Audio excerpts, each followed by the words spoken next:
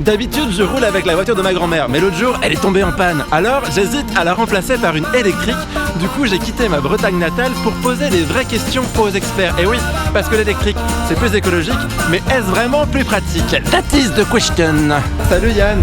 Toi, t'es un peu un geek de l'électrique, c'est ça? Mais oui, c'est ça, je roule avec Zoé depuis 2014. La Zoé, c'est pas que une voiture pour citadins en fait. C'est pas qu'une voiture pour les citadins, non, on peut aller jusqu'à 300 km à peu près. Donc en campagne, ça marche aussi? Ça marche très bien. Et est-ce que si j'écoute Nolwenn Leroy à fond dans la voiture, ça va décharger la batterie plus vite? Je te rassure, Ah ça bon. consomme pas beaucoup. Les phares, le tableau de bord, le chauffage et la radio finalement, ça consomme très peu. On va la tester, ça y est.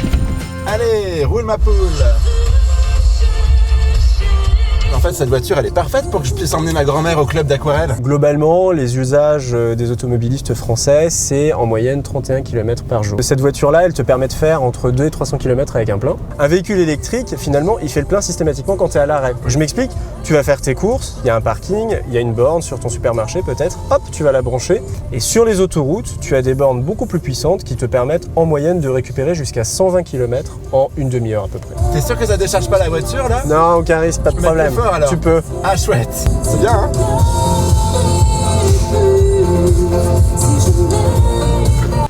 Et ben voilà, super créneau. C'est vachement sympa chez toi Yann. Recharge.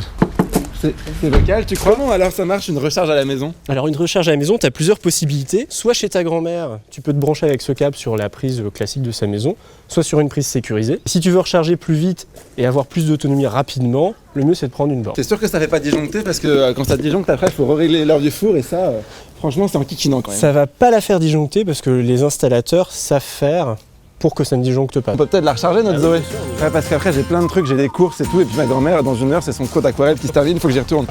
Surtout qu'elle habite en Bretagne, ça fait loin. Ah mais c'est fun en fait, c'est comme faire le plein d'essence. Est-ce qu'on peut la recharger à n'importe quel moment de la journée cette voiture? Alors tu peux la recharger à n'importe quel moment de la journée, mais si tu le souhaites, tu as aussi la possibilité de souscrire à une offre dédiée qui te permet d'économiser jusqu'à 50% sur le prix du kilowattheure en heure creuse. Oui, comme chez Engie par exemple. Est-ce que c'est vraiment moins cher au final?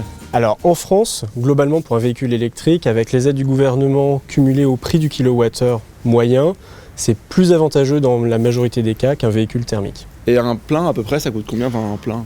Vu le prix du kilowattheure, c'est aux alentours de 5 € pour une voiture comme celle-là. En tout cas, merci Yann parce que tu m'as donné la clé. Est-ce que tu peux te déposer quelque part? Ouais, je veux une bien. nouvelle voiture. Je veux bien. Ah, bah j'ai calé. Bah non, en fait, j'avais juste oublié le contact.